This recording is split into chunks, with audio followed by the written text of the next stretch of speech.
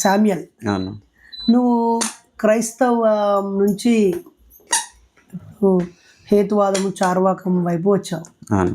ఎక్కడ మీది ఎక్కడ ఏ ఊరు? వాకాడును. వాకాడ్. ఇప్పుడు ఎక్కడ ఉంటున్నావు, ఏం చేస్తున్నావు? ఇప్పుడు తిరుపతిలో ఉన్నాను, రుయ్ హాస్పిటల్ వర్క్ చేస్తున్నాను. ఓకే. అమ్మ నాన్న ఏం చేస్తుంటారు? కాంట్రాక్టర్. ఇప్పుడు అనిస్థీషియా టెక్నీషియన్గా ఉన్నావు. పాప పేరు ఏం పేరు పెట్టావు? ఇవాంజలిన్.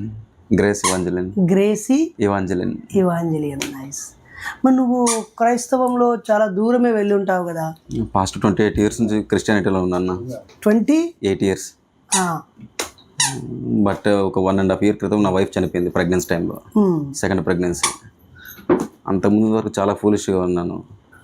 బట్ వీళ్ళు చెప్పిన సగం దీనివల్లే సగం జరిగింది ఇది. ఆ టైంలో లాస్ట్ మూమెంట్లో కూడా నాకు వీళ్ళు మోటివేషన్ ఎలా ఉండేదంటే చర్చిలో వెళ్తే అయిపోతుంది అట్లా ఇట్లని.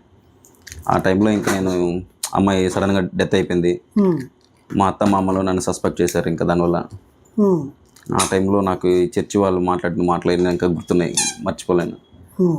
ఇలాంటివన్నీ అంతకుముందు కూడా చర్చిలో 24/7 చర్చిలో ఉండేది. ఇక్కడ తిరుపతిలో ఒకటి ఉంది, దీని బ్రాంచ్లో నియర్లీ 30-40 ఉన్నాయి. మెయిన్ హెడ్ క్వార్టర్స్ చెన్నైలో ఉంది. ఆ లోపల వీళ్ళు చేసే పనులు చూస్తే అనిపిస్తుంది. అయ్యో, ఎందుకు అట్లా? అంటే అది పేరుగా చర్చిల రూపంలో నేను చూసినాను. ప్రతి ఒక్క చర్చిని ఆల్మోస్ట్ నేను చూసినాను. పెంతెకోస్తు.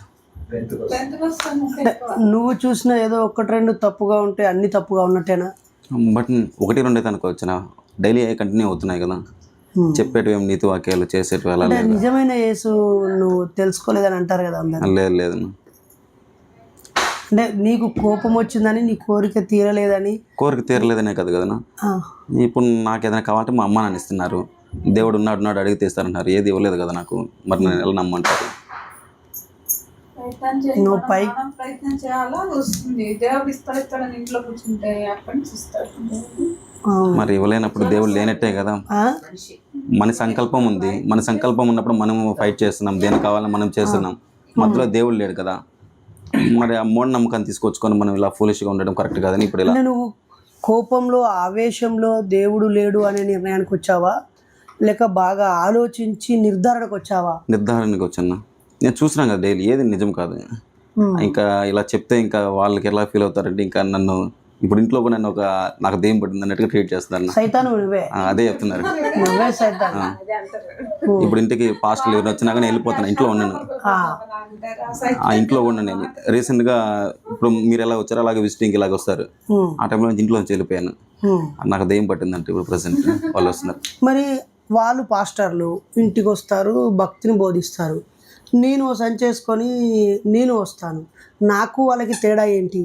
ఇప్పుడు నువ్వు వాళ్ళను ఇష్టపడట్లేదు, మీ ఇంట్లో వాళ్ళు నన్ను ఇష్టపడట్లేదు, తేడా ఏంటి? ఇక్కడ ఎవరు ఇష్టమై ఉందన్నా. ఇప్పుడు నన్ను ఒకడు ప్రీవియస్ ఒక పాస్టర్ గురించి చెప్తున్నాను. ఒకడు నా వైఫ్ చనిపోయిందని నన్ను ఓదార్చినట్టు ఇంటికి చర్చికి రమ్మన్నాడు, పిలిచాడు. సరే రాత్రులు నిద్రపోతుంటే వాడు ఇంక తేడా ఓపెన్గా చెప్పాలంటే నా మీద నేను పడుకోంటే ఇంకా వాడిని కాలుతో కొట్టి ఇంకొకసారిగా చేసినా ఉంటే ఇంకా ఇక్కడ కంప్లైంట్ చేయాలి, పొరుగు తీయాల్సిన ఇది అటెండెన్స్ ఇంకా కూడా అట్లాంటి అగాచాలే చేస్తున్నాడు. వాడి దగ్గర చర్చిలు పాస్టర్లు ఈ రూపంలో ఉండి చేసేదంతా ప్రాస్టిట్యూషన్ చేస్తున్నాను. అసలు అంత పెద్ద మాట అంటున్నావు? అయ్యో లేదన్నా, అలాంటి నాసికుడు అంటే ఇంకా మొత్తం క్రైస్తవ సంఘాలన్నీ ఒరే దుర్మార్గుడా నువ్వు ఎన్ని రోజులేమో. నేను రోజు వీడియోలు చూస్తున్నాను కదనా.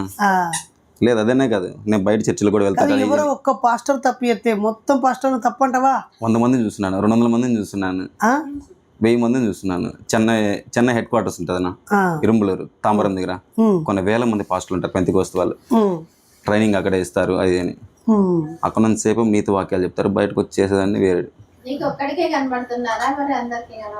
వాళ్ళు ఇంకా అలాగా ఇన్వాల్వ్ అయిపోయినారు కాబట్టి వాళ్ళకి చేసేదాన్ని దేవుడు తప్పలేదు బట్టి అట్లా కనిపిస్తుంది నీకు. నువ్వు పరిశుద్ధుడవు కావు. ఇప్పుడు ఈ మధ్యన యూట్యూబ్ లో హల్చర్ అయింది, నా అకౌంట్ లో డబ్బులు లేవు. నాకు ఒక ఆమె ప్రేయర్ చేసిందంట, వాళ్ళ అల్లుడికి తులం బంగారం పెట్టాలని దేవుడిని అడిగిందంట, పరలోకం నుంచి చేసిందంట, దేవుడు ఇచ్చాడంట. అవి నేను మా అమ్మగా చెప్పాను, ఇలాంటి ఫూలిష్గా ఉన్నారంటే లేదు ఇచ్చుంటాడు దేవుడు, నిజంగా ఇచ్చుంటారు. ఆ సెల్ రీఛార్జ్ చేశాడంట, డేటా అయిపోయిందంట. ఈ వీటి గురించి అన్నిటికీ మా అమ్మగా చెప్తే ఇలాంటివన్నీ ఎట్లా నమ్ముతావమ్మా, ఎట్లా నమ్ముదంటే నీకు దెయ్యం పట్టింది, నిజంగా దేవుడు చేస్తుంటాడు. లేదు అంటే నాకు తెలిసిన వాళ్ళు అక్క ఇవన్నీ చూస్తా చూస్తా కూడా ఇట్లా నాకు ఒక్కటి కూడా నిజమని డాక్టరు ఇక చచ్చిపోతాడు అన్న వ్యక్తిని మహిమతో లేపిండు. ఇగో రెండు హోల్స్ ఉండే ఇక్కడ నాకు, ఇగో ఇలా చూడండి స్కానింగ్ లో. కానీ నేను మంచిగా ప్రార్థన చేశాను, తెల్లవారేసరికి 2 హోల్స్ పోయాయి అని చెప్పి. ఇప్పుడు నేను వర్క్ చేసే హాస్పిటల్ రోజుకి ఒక 10 మంది 20 మంది వస్తారు నా. మరి అక్కడ దేవుడు ఎక్కడున్నాడు? పక్క వస్తారు, ప్రేయర్లు చేస్తారు. బతికితే దేవుడి మీద క్రియేట్, లేకపోతే దేవుడు టైం ఎంత వరకు ఇచ్చాడు. అంటే నువ్వు చర్చికి డబ్బులు ఏమైనా ఇచ్చేవాడు అంతకు ముందు? చాలా రూపంలో కానీ ఏదైనా కానీ. తక్కువ, మాదైతే ఏకంగా దశమ భాగాలు. అవునా? అట్లా డిమాండ్ నేను ఏమున్నా కానీ. మీదేంటిది? అది లూథరన్ చర్చ్.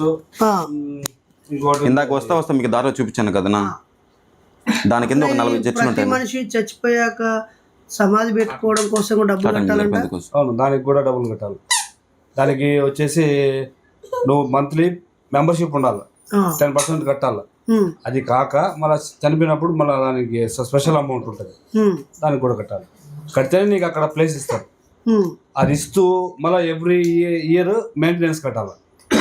సమాధులకి మెయింటెనెన్స్ కట్టాలి, ఫీజు. ఇవన్నీ కడితేనే నీకు అక్కడ సమాధి ఉంటుంది. లేదు ఆ మెయింటెనెన్స్ కట్టలేదంటే ఆ సమాధి కొట్టేస్తారు, వేరే సమాధి వస్తుంది అక్కడ. కాదు వాడి చచ్చిపోయే ముందే పెట్టి మళ్ళీ దాన్ని పైసలు కట్టడం ఏంది? ఇప్పుడు జనాలు ఒక వీక్నెస్ ని వాళ్ళు క్యాష్ చేసుకుంటున్నారు. ఇక్కడ జరిగేదంతా బిజినెస్, భక్తి భావం లేదు. అదేనా బిజినెస్, పక్కా బిజినెస్, ఓన్లీ బిజినెస్. దాని బదులు నన్ను అడిగితే ఒకటే మాట చెప్తా, మన ఆర్గాన్స్ ఏమైతే యూజ్ అవుతాయో అవన్నీ రాసేసి చనిపోయే ముందే అందరూ రాసి పెట్టుకునే ఫ్యామిలీ మెంబర్స్ చెప్పేస్తే ఈ ఆర్గాన్స్ ఏమైతే యూజ్ అవుతాయో లివరు, కిడ్నీ, కళ్ళు అట్లాంటివన్నీ యూజ్ చేసుకుంటారు.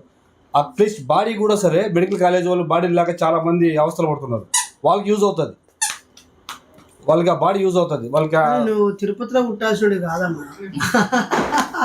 అట్లా మన ఆర్గాన్స్ ఉపయోగపడతాయి, మన బాడీ కూడా, శరీరం కూడా ఉపయోగపడుతుంది. ఇక్కడ ఈ తిరుపతిలో ఏ రకమైన ఇప్పుడు మనం ఏమైతే కడుతున్నామో నెల ఈ మెయింటెనెన్స్ అనేసి, మనం దశమ భాగం అనేసి డబ్బులంతా కూడా నువ్వు అదే ఎత్తుకొని పోయి 4 పేదవాళ్ళకి, అనాథాశ్రమానికో లేదా రోడ్ల పైన ఉండే బిచ్చగాళ్ళు పేదగాళ్ళకో అన్నం పొట్లాలు ఎత్తుకొని పోయి ఇచ్చినామంటే వాడు దేవుడు చూసినట్టు చూస్తాడు.